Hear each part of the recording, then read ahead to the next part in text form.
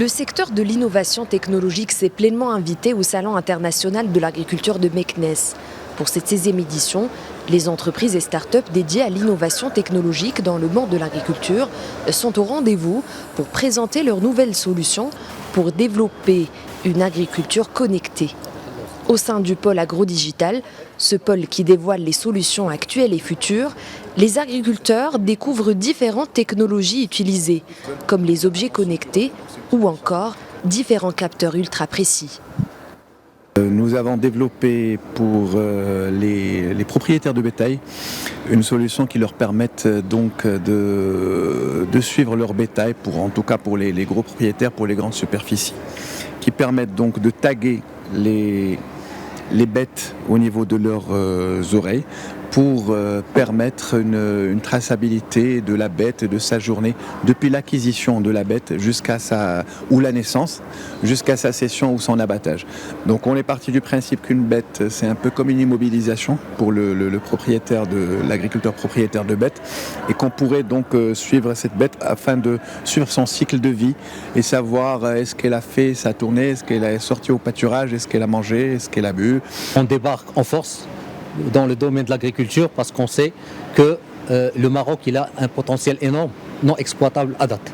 Donc on a beau parler de l'impact de la sécheresse, de la pénurie d'eau, mais on est conscient que la digitalisation peut améliorer la performance de l'agriculture marocaine. Même là c'est une évidence et c'est un truc qui est prouvé à travers le monde que la digitalisation elle apporte beaucoup de choses en termes d'efficience. Comme de nombreux secteurs, le monde de l'agriculture poursuit sa transformation en s'adaptant à l'ère du temps, avec l'apport de nouvelles technologies. Depuis plusieurs années, les exploitants agricoles adoptent de plus en plus la tech sous différentes formes et pour des divers objectifs.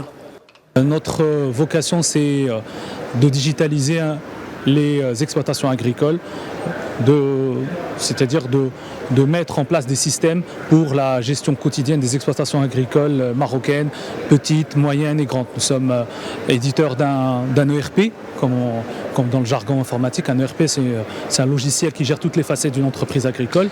Et notre ERP a équipé pour l'instant plus de 200 clients. On a des milliers d'utilisateurs à travers le Maroc. En plus de ces nouveaux outils, le SIAM 2024 met en avant les innovations destinées à accompagner la transition agroécologique qui concerne une majorité d'acteurs des chaînes agricoles, alimentaires et agro-environnementales. Cette nouvelle technologie qu'on a fait introduire au Maroc en 2016